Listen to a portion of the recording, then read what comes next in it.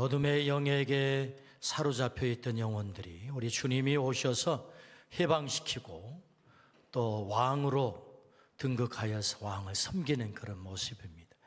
오늘 앞에 찬양하시는 우리 황현철 장로님, 황윤서는 부자입니다, 부자. 이렇게 아버지와 아들이 아름다운 찬양을 했습니다. 너무 감사드립니다. 그리고 그 다음 이야기의 제목으로 이 시간 하나님의 말씀을 들으려고 합니다. 이 시간 마음을 활짝 열고 짧지만 이 귀한 말씀을 들음으로 우리 일생에 가장 멋지고 귀한 가장 복된 시간이 되면 좋겠다 생각합니다.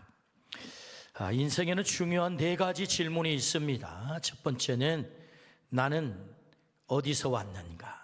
두 번째는 나는 누군가? 세 번째는 나는 어떻게 살아야 하는가? 네 번째는 나는 어디로 가는가? 라는 질문이죠.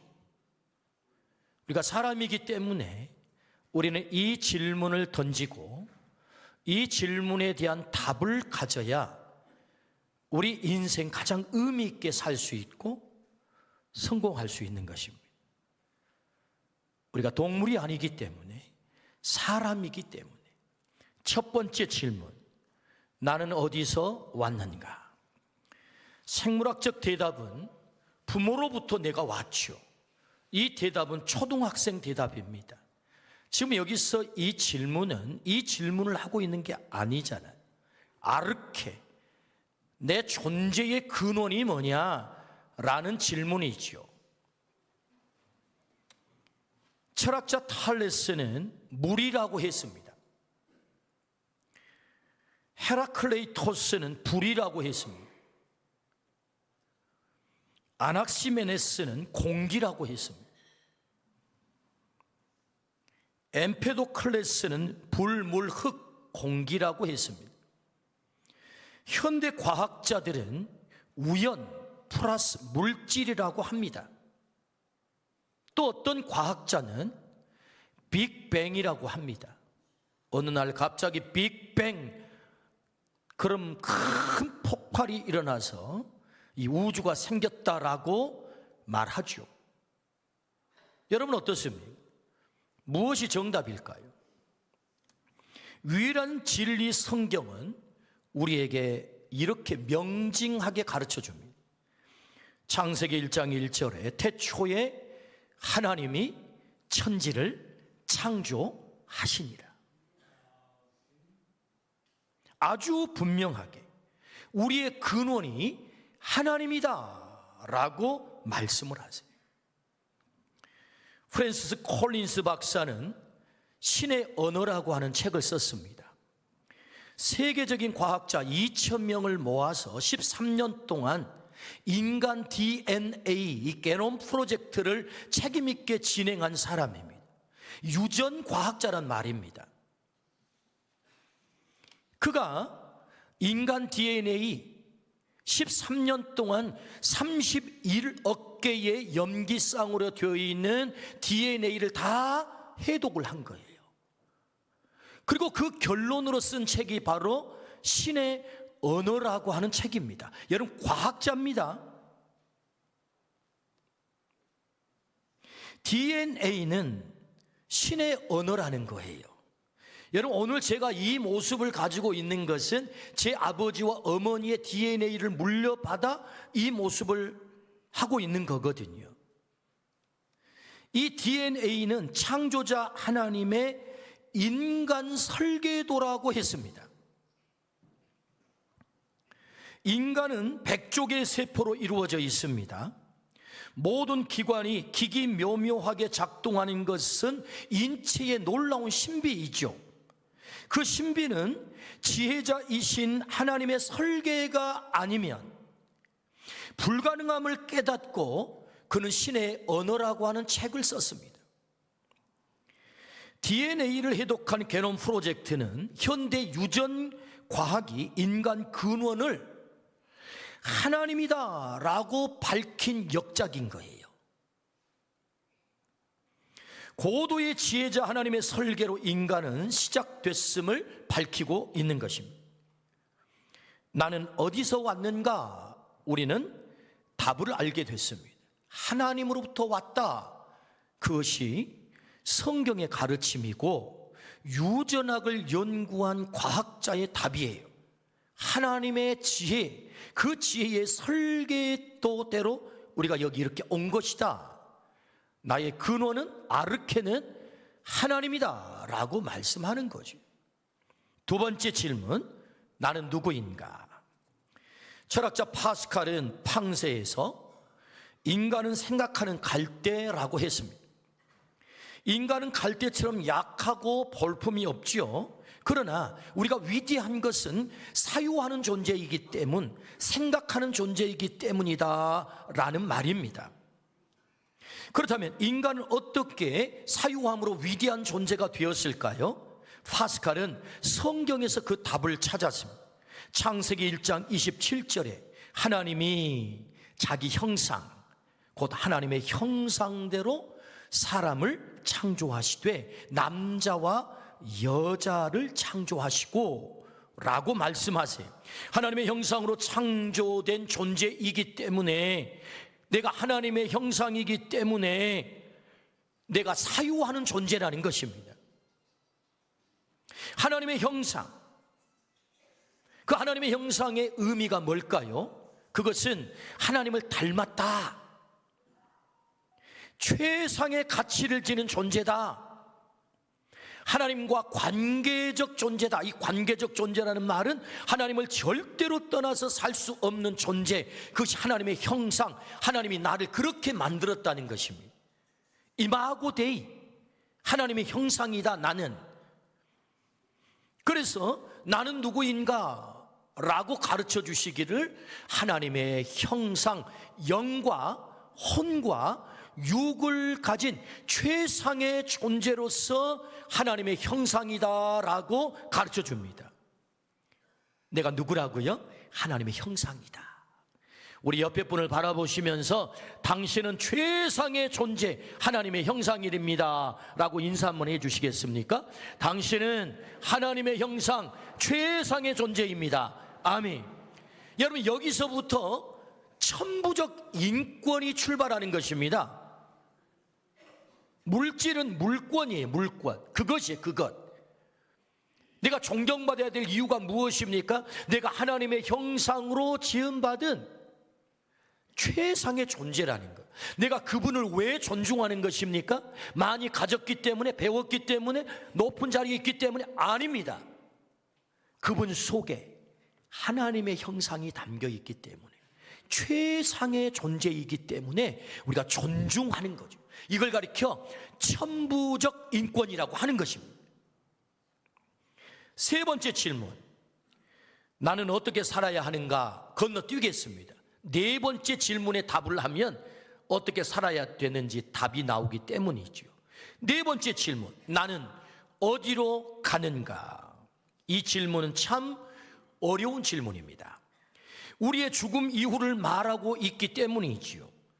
그러나 대단히 중요한 질문입니다. 왜요? 우리는 모두가 이 죽음을 피할 수 없는 존재이기 때문입니다. 슬프게 말하자면 태어나는 순간부터 우리는 죽음을 향해 가는 존재다.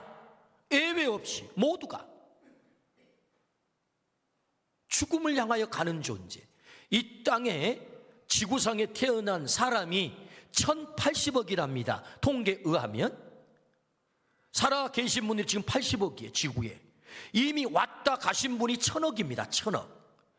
1000억 명이 태어났다가 돌아가셨다고요.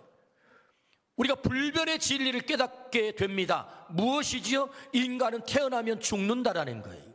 예외 없이. 그렇다면 여러분, 질문이 생기잖아요. 죽음이 끝일까? 죽은 다음은 무엇일까? 나는 어디로 갈까? 이 생 다음, 그리고 그 다음의 이야기는 없을까? 그 다음의 이야기, 이 땅에서 숨쉬고 우리의 육으로 호흡하는 이 육의 생명, 그 다음의 이야기는 없을까? 라는 질문. 오늘 우리에게 주시는 말씀은 그 다음에 이야기 답을 주시는 거예요. 죽음 이후에 답을 주시는 거예요. 요한복음 11장 25절에서 26절, 예수께서 이르시되 나는 부활이요 생명이니 나를 믿는 자는 죽어도 살겠고 무릇 살아서 나를 믿는 자는 영원히 죽지 아니하리니 네가 이것을 믿느냐? 아멘. 하나님의 말씀입니다. 영원히 죽지 않는 영생이 있다라고 성경은 정확하게 말씀하세요. 이 땅이 끝이 아니야. 이터널 라이프, 영원한 생명이 있어 라는 말씀이거든요. 영원한 생명이 뭡니까? 영원한 생명은 하나님의 나라, 천국이 있다. Kingdom of God, 하나님의 나라가 있다라고 말씀을 하세요. 나는 부활이요 생명이니 나를 믿는 자는 죽어도 살겠고 무릇 살아서 믿는 자는 영원히 죽지 아니하리라 라고 말씀을 하세요. 어떻게 그 영원한 생명을 얻을 수 있겠습니까? 성경은 오늘 정확하게 말씀하세요. 부활, 생명 되신 예수님 믿으면 영원히 죽지 않는다, 영생을 얻는다, 천국에 들어간다 라고 말씀을 하세요. 우리 예수님이 이 땅에 오신 목적은 분명합니다. 우리의 영원한 숙제, 죽음의 문제를 해결하기 위해서 영생을 가지고 이 땅에 오셨음을 말씀하고 있죠. 예수님이 부활이다, 생명이다. 그 예수님을 믿으면 영원한 생명을 얻는다라고 성경은 말씀합니다.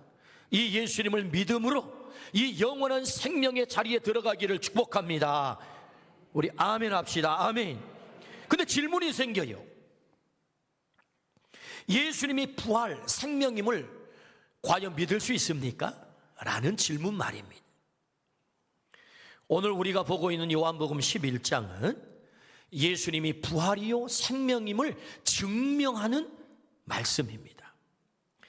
예수님이 사랑하는 청년이 죽었어요. 그의 이름이 나사로입니다.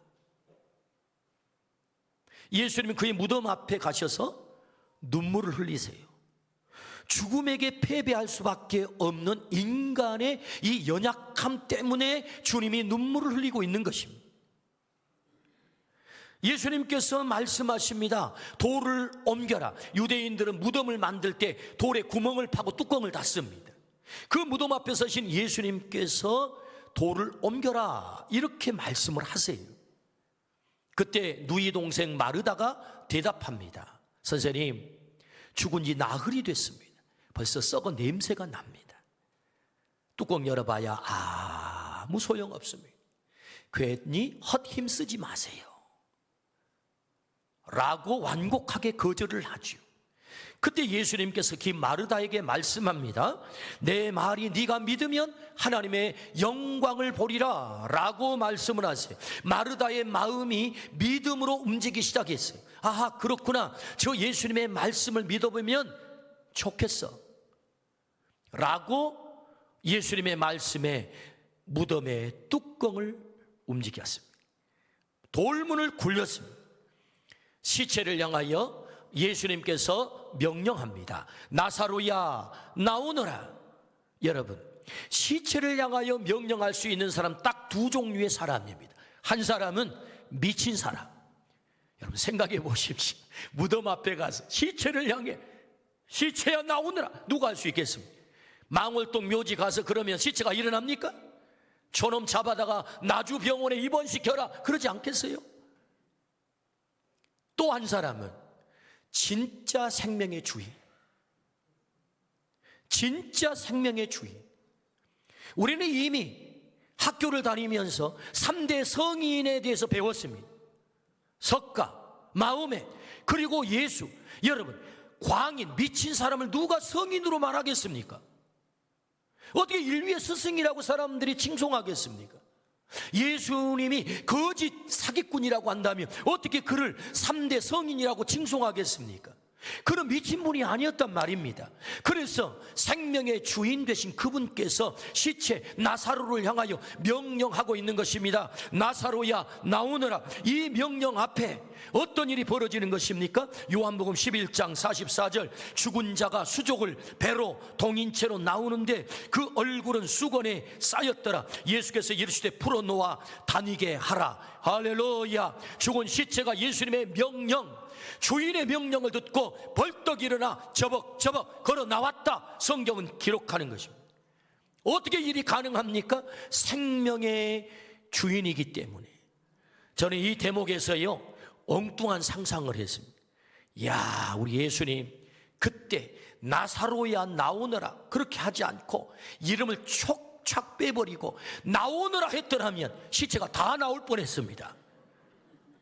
그런데 딱 이름을 지목해가지고 나사로야 나오너라, 나사로만 살아난 거예요. 어떻게 일이 가능합니까? 생명의 주인이다. 주님 말씀하세요. 나는 부활, 나는 생명이야. 나 믿으면 너 부활한다, 나 믿으면 너 영생한다 라는 말씀을 증명하고 있는 거죠. 증명. 그래도 사람들은 의심합니다. 에이, 그 성경의 이야기 그 꾸민 얘기 아니야? 그 신화와 같은 얘기 아니야? 뭐 그런 얘기 많잖아. 어떤 위대한 사람이 대단한 어떤 기적과 같은 일을 했다고. 과연 꾸며낸 얘기일까요? 요한복음 12장 9절에서 11절, 유대인의 큰 무리가 예수께서 여기 계신 줄을 알고 오니 이는 예수만 보기 위함이 아니요 죽은 자 가운데서 살리신 나사로도 보려 함이로라. 대제사장들이 나사로까지 죽이려고 모의하니 나사로 때문에 많은 유대인이 가서 예수를 믿음이로라. 아멘. 목격자가 있다는 것입니다. 수많은 사람들이 그 살아난 나사로를 보고 예수님을 믿었다. 팩트라는 거죠. 거부할 수 없는 팩트. 만들어낸 얘기가 아니고 신화와 같은 얘기가 아니고 팩트다. 생명의 주인 그분께서 나사로를 살려냈다. 그래서 많은 사람들이 살아난 나사로를 보고 믿었다라고 말씀을 하세요. 부활이요 생명 되심을 증명한 거지요. 그러므로 어떻게 영생을 얻습니까? 부활 생명 되신 예수님을 믿을 때에 우리가 영생을 얻게 되는 줄로 믿습니다. 아멘. 이제 우리는 네 번째 답을 찾았어요. 나는 어디로 갑니까? 영원히 사는 영생, 하나님의 나라 천국에 가는 것입니다. 나는 어디로 갑니까? 천국에 가는 것입니다. 그렇다면 그 천국은 어떤 곳일까요? 성경 요한계시록 21장 기록에 의하면 눈물이 없는 곳, 애통하는 것이 없는 곳, 곡하는 것이 없는 곳, 질병이 없는 곳, 다시 사망이 없는 곳, 인간의 불행이 완벽하게 해결된 곳 천국이라고 말씀하세요. 그 천국은 어떤 곳입니까? 하나님의 영광의 빛으로 가득 찬 곳, 생명수가 흐르고 생명의 나무의 열매가 맺히고 세세토록 왕노릇하는 곳, 내가 가장 존중받는 자리, 그곳이 천국이다. 로마서 14장에는 하나님의 나라는 의와 평강과 희락이다.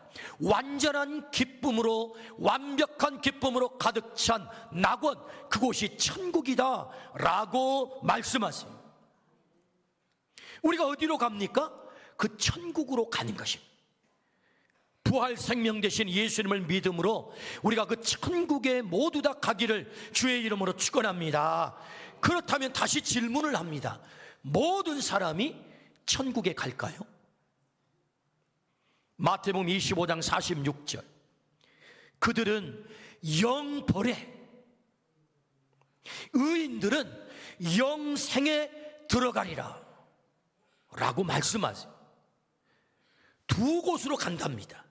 한 곳으로만 가는 게 아니고 두 곳으로 간대요. 어떤 사람은 영벌, 어떤 사람은 영생 천국.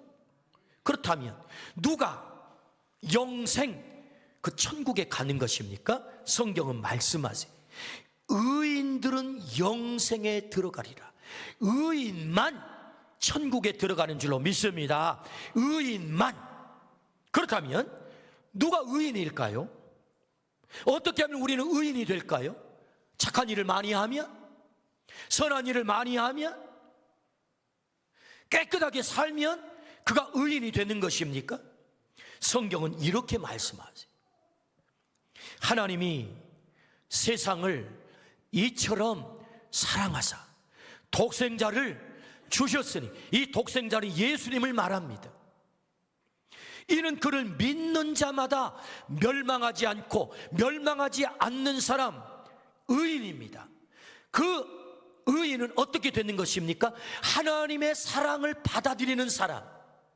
하나님이 세상을 이처럼 사랑하사 독생자를 주셨으니 이는 저를 믿는 자, 그 사랑을 믿는 자, 하나님의 사랑을 믿는 자가 멸망하지 않고 영생을 얻는다, 구원을 얻는다, 의인이 된다라고 말씀하는 거예요. 그러니까 누가 의인입니까? 하나님의 사랑을 받아들이는 자, 그가 의인이다 라고 말씀을 하세요. 그 하나님의 사랑이 무엇입니까? 하나밖에 없는 아들 예수 그리스도를 이 땅에 보내주셨다. 왜? 나를 너무 사랑해서. 나는 너를 절대로 포기할 수 없어. 내가 너를 사랑하거든. 너는 너의 죄 때문에, 죄의 삭은 사망이야. 네가 영벌의 자리에 떨어지는 거야. 나는 네가 영벌의 자리에 떨어지는 것을 절대로 원하지 않아. 그래서 나는 너를 포기할 수 없어. 내 하나밖에 없는 아들 예수를 보내 너의 죄를 해결하기 위해서 내 아들을 이 십자가에 못 박아 피를 철철 흘리게 해서 너의 죄를 용서하는 대속의 제물로 삼았어. 내 아들을 대신 심판한 거예요. 여러분, 이 십자가는 무서운 형틀입니다. 로마 군인들이 추악한 죄인을 죽일 때에 이 형틀에 달아 죽이는 거예요. 그런데 이 형틀을 우리는 왜 걸어놓고 사랑하는 것입니까? 이 십자가가 나를 사랑하는 현장이기 때문에. 맞아요, 주님, 나는 죄인이었거든요. 그런 나는 사망의 존재였거든요. 그런데 나를 살리려 하나밖에 없는 아들 예수님을 이 땅에 보내서 나 대신 십자가에 심판하셨군요. 그리고 죽이셨군요. 나 대신 죽이셨군요. 나 대신 지옥에 떨어지게 하셨군요. 그리고 나를 살려주셨군요. 그 생명의 보증으로 부활하셨군요. 3일 만에. 예수님은 3일 만에 부활한 줄로 믿습니다. 그 부활은 내 생명의 보증이라고요. 내가 부활이거든, 내가 생명이거든, 나 믿으면 내가 부활한 것처럼 너도 영원한 생명으로 부활하는 거야. 그걸 우리에게 십자가에서 확증해 주고 있거든요. 그러므로 아들 예수님을 나에게 보내주는 것은 하나님의 사랑이에요. 나는 너를 포기할 수 없어. 내가 너를 사랑해. 아들을 보내고 하나님이 우리에게 이렇게 프로포즈하는 것입니다. 내가 너를 사랑해도 되겠니? 죄인인 나를 향해서, 죄로 망가져버린 나를 향해서, 사망의 존재가 되어버린 나를 향해서 내가 너를 사랑해도 되겠니? 아들 예수님을 보내셔서 나에게 사랑의 프로포즈를 하는 거예요. 하나님이 세상을 이처럼 사랑하사 독생자를 주셨어요. 이는 저를 믿는 자마다, 그 사랑을 받아들이는 자마다 의인이 되고 그 의인이 영생에 들어간다라고 말씀을 하세요. 오늘 이 사랑을 받아들이기를 주의 이름으로 축원합니다. 로마서 5장 8절 말씀에 우리가 아직 죄인 되었을 때에 그리스도께서 우리를 위하여 죽으심으로 하나님께서 우리에 대한 자기의 사랑을 확증하셨느니라. 사랑의 또 다른 말이 희생입니다. 희생 없는 사랑은 사랑이 아니에요. 하나님은 자기 아들을 죽이면서까지 나를 사랑하셨다고요. 그 희생, 확증했다잖아요. 사랑을 확증시켰어. 아들을 죽이면서까지 내가 너를 사랑해. 이 사랑을 받아들이는 것이 의인이다. 이 사랑을 거부하게 되면 우리는 영벌에 떨어지는 것이다. 그러나 이 사랑을 받아들여, 그렇군요, 내가 예수님의 그 십자가를 믿습니다. 예수님의 그 부활을 믿습니다. 예수님은 나의 구주가 되십니다 라고 하나님의 사랑을 받아들이면 나는 의인이 되고 약속하신 것처럼 멸망하지 않고 영생을 얻게 되는 줄로 믿습니다. 누가 의인입니까? 하나님의 사랑을 받아들이는 사람이, 하나님의 사랑을 받아들이는 사람이 영생을 얻습니다. 하나님의 사랑인 예수님을 온전히 받아들이기를 주의 이름으로 축원합니다. 아멘. 우리는 어떻게 그분을, 그 사랑을 받아들인 표시를 알 수 있을까요?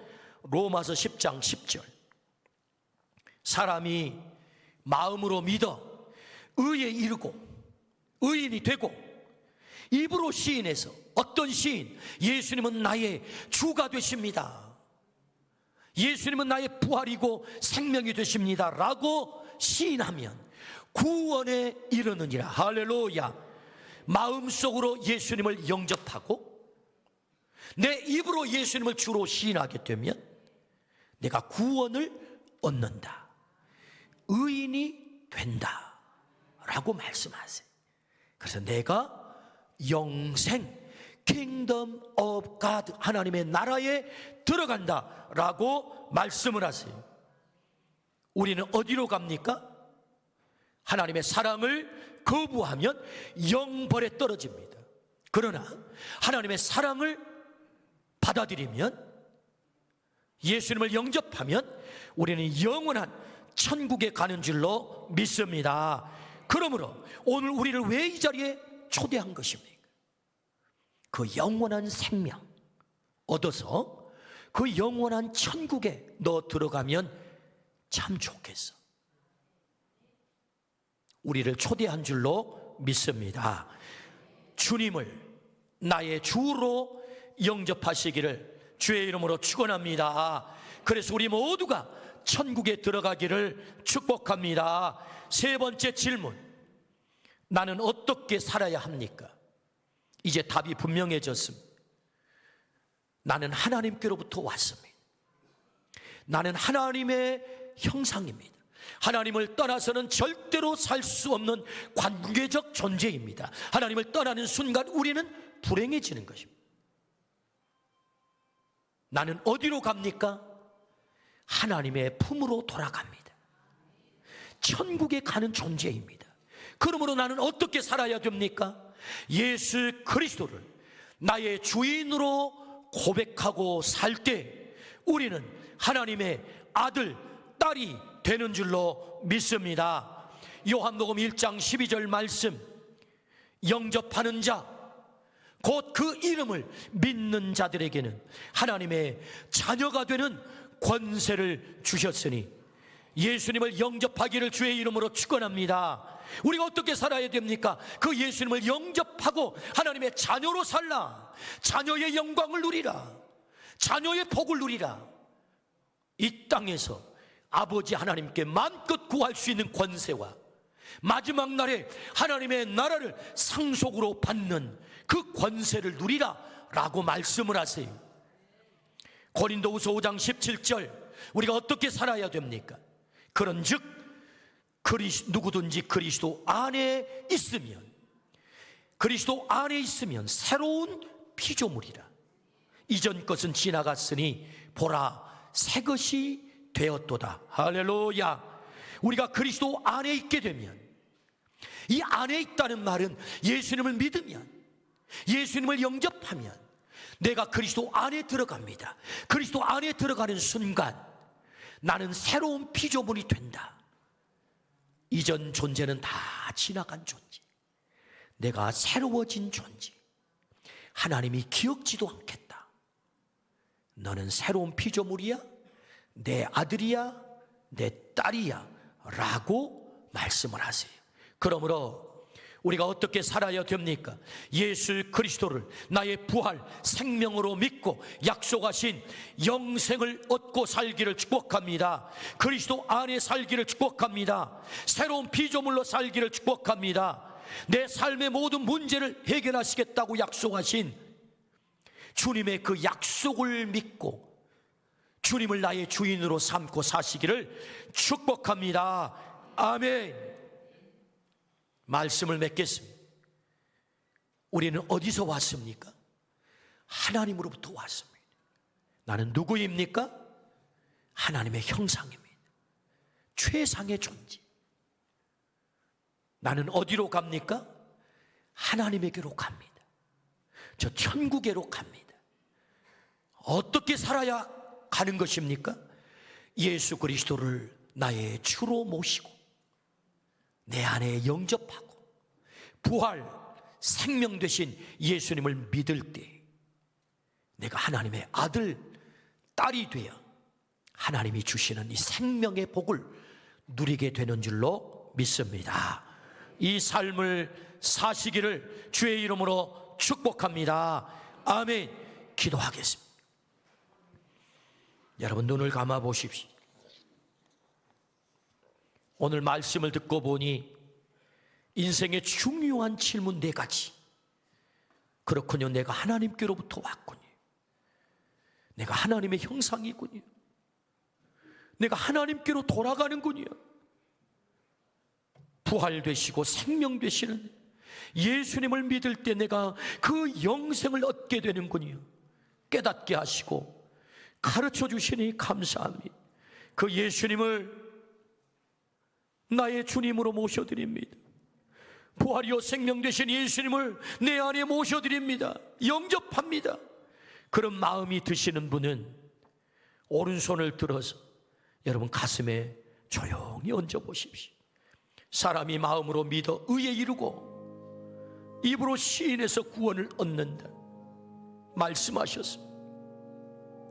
내가 문 밖에 서서 두드리노니 내 음성을 듣고 네가 문을 열면 나는 너에게로 들어가 너와 더불어 먹고 나는 너와 더불어 먹으리라. 주님이 우리 앞에 오셔서 내 문을 두드리시고 내 사랑을 받아주겠니? 나의 사랑을 받아주겠니? 내가 너를 사랑해. 나는 너를 포기할 수 없어. 그래서 내 아들을 너에게 보냈어. 내 아들 믿으면 너 의인이 된다. 너 영생을 얻는다. 영원한 생명을 얻는다. 하나님의 아들이 되고 딸이 된다. 그렇습니다. 주님을 나의 주인으로 고백합니다. 우리의 이 작은 행동, 이 시인, 성경은 약속하신 것처럼 마음으로 믿어 의에 이르고 입으로 시인해서 구원을 얻는다. 가슴에 손을 얹은 이 시인을 통해서 하나님이 오늘 내 이름을 생명책에 기록할 것입니다. 이 마음이 드신 분은 오른손을 여러분의 가슴에 얹으십시오. 네, 감사합니다. 하나님 아버지, 저는 하나님으로부터 왔습니다. 하나님의 형상입니다. 가장 가치 있고 소중한, 하나님을 떠나서는 살 수 없는 최상의 존재입니다. 나는 하나님에게로 갑니다. 나는 천국에로 갑니다. 영생을 얻고 하나님의 자녀로 살기를 원합니다. 주님, 이 시간 하나님 앞에 손을 들어 고백했사오니 우리의 고백을 기쁘게 보시고 우리의 이름을 하늘 생명책에 기록하여 주옵소서. 하나님의 아들로 살게 하여 주옵소서. 하나님의 딸로 살게 하여 주옵소서. 영생을 누리며 살게 하여 주옵소서. 하나님 안에 누리는 복을 함께 얻게 하여 주옵소서. 예수 그리스도 이름으로 기도드리옵나이다. 아멘.